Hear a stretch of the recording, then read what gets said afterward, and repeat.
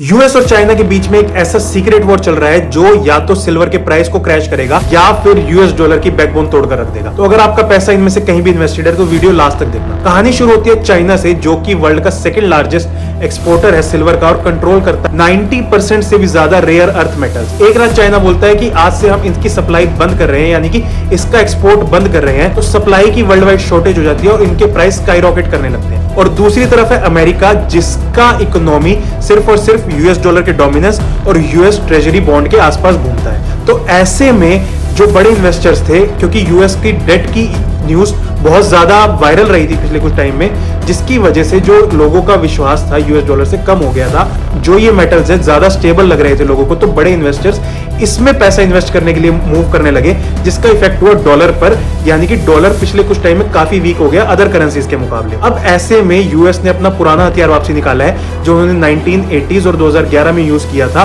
Silver के price को गिराने के लिए, यानी कि मार्जिन को बढ़ा देना। यही चीज उन्होंने 1980s में करी थी, जब हंट ब्रदर सिल्वर का प्राइस $50 पर आउंस के आसपास ले आए थे। तो उन्होंने मार्जिन 3 टाइम कर दिया था, जिसकी वजह से सिल्वर 50% से भी ज्यादा क्रैश कर गया था।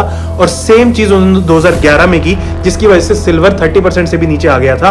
और अब वही चीज पिछले कुछ दिनों में की जा रही है। जो सिल्वर के लिए मार्जिन है पहले 25% बढ़ा दिया और मार्च के कॉन्ट्रैक्ट के लिए उसको 30% तक बढ़ा दिया, जिसकी वजह से अभी कुछ दिनों पहले हमें सिल्वर में 10 से 15% की करेक्शन भी देखने को मिली थी। अब ऐसे में कुछ एक्सपर्ट्स का यह भी कहना है कि सिल्वर का यूज जो पहले से बहुत ज्यादा बढ़ गया है, यानी कि वो ईवीज, मैन्युफैक्चरिंग, बैटरीज और इक्विपमेंट्स में, मिलिट्री इक्विपमेंट्स में बहुत ज्यादा यूज हो रहा है। तो पहले की तरह अब इसमें क्रैश लाना थोड़ा सा मुश्किल है। और दूसरी तरफ यूएस डॉलर पर बहुत ज्यादा प्रेशर है, पहले तो डेट का, दूसरी तरफ ब्रिक्स का। तो ऐसे में सिल्वर का प्राइस क्रैश करना बहुत मुश्किल है, लेकिन यूएस अपनी हर कोशिश करेगा इस प्राइस को क्रैश करने के लिए, ताकि उसके डॉलर की डोमिनेंस फिर से मार्केट में वैसी की वैसी हो पाए। तो आपको क्या लगता है कि सिल्वर क्रैश करेगा नहीं? अपना ओपिनियन कमेंट सेक्शन में जरूर बताएं और पेज को फॉलो कर लीजिए ऐसी ही न्यूज के लिए।